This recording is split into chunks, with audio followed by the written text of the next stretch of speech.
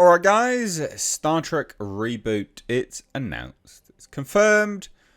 Paramount has wasted no time in rebooting Star Trek. Now, this is of course under Skydance. So this is going to be, hopefully, a brand new vision for the property. Completely new vision.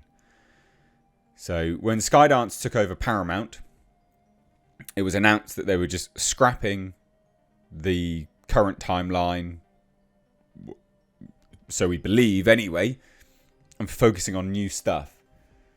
So we've got this film in the works now by Jonathan Goldstein and John Francis, which we'll get to their resume in a minute, see whether you guys think that's a good or a bad thing. Massive kudos, actually. I think huge kudos straight off the bat for them. Not these guys, I don't care about them, we'll look at them in a minute. But for Skydance just going, yeah, okay, let's go. Let's move it ahead. You know what, to me, what I find most interesting about that is simply that it reveals Paramount was the issue.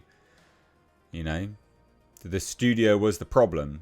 The cogs in the machine were not turning. So, yeah, there were blockages. Blockages were executives. Now, Skydance comes in and just goes, yeah, no, move this along now. And then boom, already happening.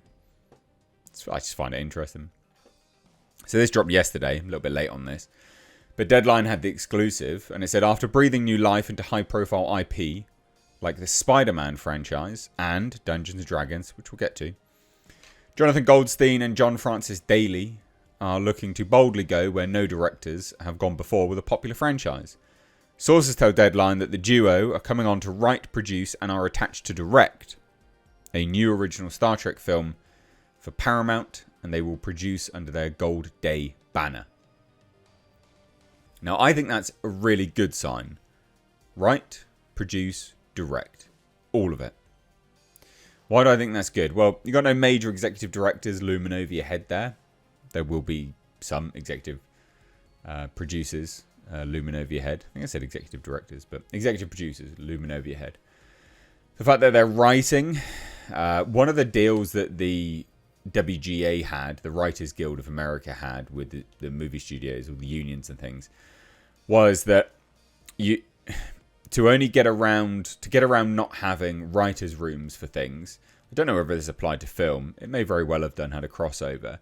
Was that the individuals that were writing the film, if it was one person or whatever, they would also have to produce and direct.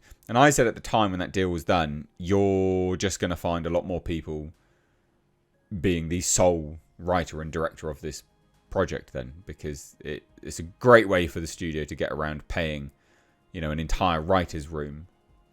And then we've started to see more and more of that now. So I think that's part of that, to be honest. But I think that's good. I mean, this will firmly be their creative vision at the very least.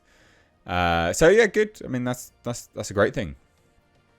Plot details are being kept under wraps, but sources say Goldstein and Daley's film is a completely new take on the Star Trek universe and not connected to any previous or current television series, movie, or prior movie development projects. So that pitch falls in line with Skydance founder David Ellison's recent comments on an earnings call when he said, the next Star Trek film would not be a sequel in the Chris Pine-led series, but something different with new actors. So it looks like it's a complete reboot.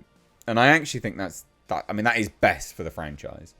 At this current state, it is best for the franchise.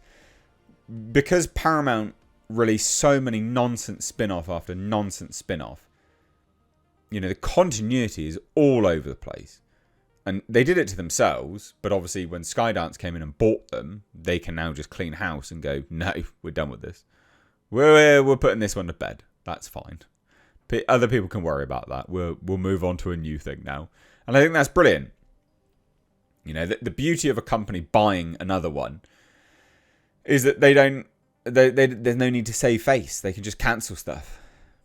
Like Paramount, they are kind of dumb, or were dumb, but they wouldn't have been ignorant to the fact that their decisions were leading to ruin. But it's difficult to come back from that, isn't it?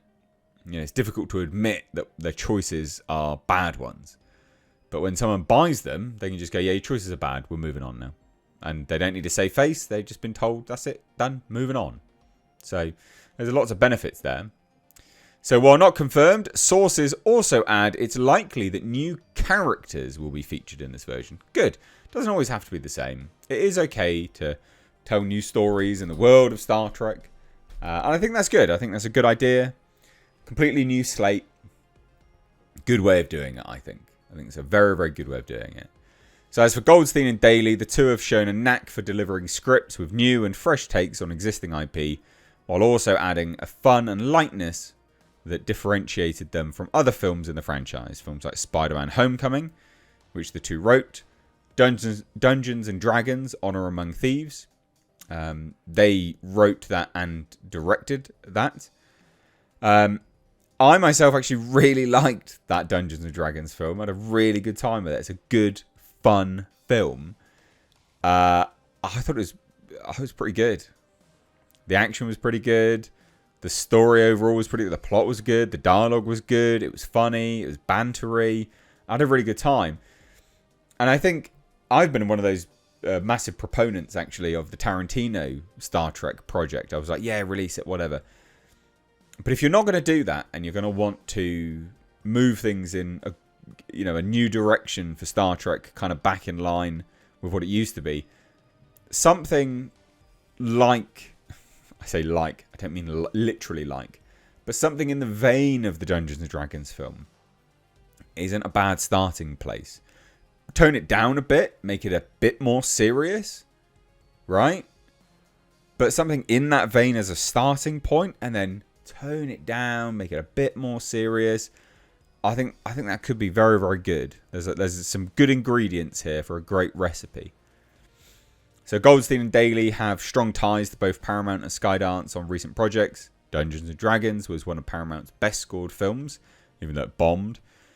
And as for Skydance, the pair recently wrote, produced and directed the original Cold War action comedy Mayday, starring Ryan Reynolds. And sources say it tested through the roof in early screenings for Skydance and Apple, with plans to release it next year. I think this is good. I mean, if we look at the IMDb, I'll give you an idea. So this is Jonathan Goldstein. What's he done? Not a lot. I mean, they've not done loads and loads and loads of stuff. The latest things were like Dungeons and Dragons, In the Dark. Writing though, I did Screen Story, The Flash. Jesus, that's a bad pitch. Spider-Man Homecoming, screenplay, Vacation, Horrible Bosses 2, Cloudy with Chance of Meatballs 2, Horrible Bosses. I mean, Teachers. Pretty good. I don't think it's horrendous. I think his writing resume isn't that bad at all, actually. John Francis Daley, very, very similar. Game Night, Fresh Off the Boat, Vacation, Dude Bro, Party Massacre 3. Don't know what the hell that is, but alright. He starred in that one, I think. He's an actor. Yeah, okay. Where's his writing there? There you go. Previous as a writer. Oh, The Flash. Jesus Christ. Yeah, I mean, some of it is bad, right? I'm not gonna lie. I didn't know they did the story of The Flash. I didn't know that. But a lot of it's quite good, actually. So there you go. I mean, what else do you say? I honestly still stand by that. I think this is a good direction for the property to go in. So, thoughts down below.